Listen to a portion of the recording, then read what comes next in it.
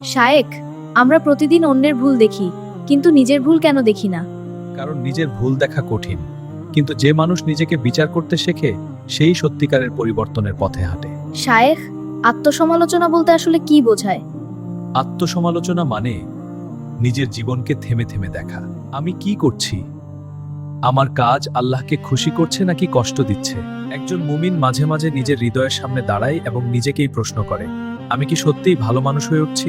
আল্লাহ কুরআনে বলেন, হে ঈমানদারগণ, তোমরা আল্লাহকে ভয় করো এবং প্রত্যেক মানুষ দেখুক সে আগামীকালের জন্য কি পাঠিয়েছে। অর্থাৎ মানুষকে নিজের কাজ নিজেকেই বিচার করতে হবে। শায়েখ, বাস্তবে আত্মসমালোচনা কিভাবে মানুষকে বদলে দেয়? ধরো, একজন মানুষ প্রতিদিন নামাজ পড়ে, কিন্তু একদিন সে নিজেকে প্রশ্ন করল, আমি কি সত্যিই মন দিয়ে নামাজ পড়ছি নাকি শুধু অভ্যাসের মতো পড়ছি? এই একটি প্রশ্নই তার নামাজকে বদলে দিতে পারে। আবার ধরো, একজন মানুষ কারো সাথে রাগ করে কথা বলল, রাতে সে নিজেকে প্রশ্ন করল, আজ আমি কাকে কষ্ট দিলাম? এই ছোট প্রশ্নটাই একজন মানুষের চরিত্র বদলে দিতে পারে। শায়েখ, ইসলাম কি সত্যিই আত্মসমালোচনার শিক্ষা দেয়?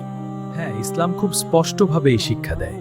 রাসূল সাল্লাল্লাহু আলাইহি ওয়াসাল্লাম বলেছেন, বুদ্ধিমান সেই ব্যক্তি যে নিজেকে হিসাব করে এবং মৃত্যুর পরের জীবনের জন্য কাজ করে। আর মহান সাহাবী হযরত আলী ইবনে আবি তালিব রাদিয়াল্লাহু তাআলা আনহু খুব সুন্দর একটি কথা বলেছেন, তোমাদের হিসাব নেওয়ার আগে তোমরা নিজের হিসাব নিজেরাই নাও। অর্থাৎ কিয়ামতের আগে নিজেকে যাচাই করা শিখতে হবে। শায়েখ, আত্মসমালোচনা করার সবচেয়ে ভালো সময় কখন? রাতের নীরব সময়, যখন সব মানুষ ঘুমিয়ে যায়, তখন একজন মানুষ চুপচাপ নিজের হৃদয়ের দিকে তাকায়।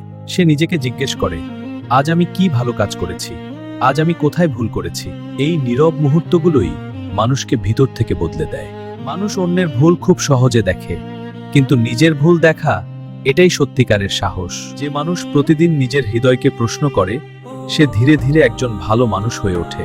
এসো বন্ধুরা, আমরা শুধু অন্যের ভুল খুঁজবো না, নিজের জীবনকেও একটু দেখে নেব, কারণ যে মানুষ নিজেকে ঠিক করতে পারে সেই সত্যিকারের সফল মানুষ।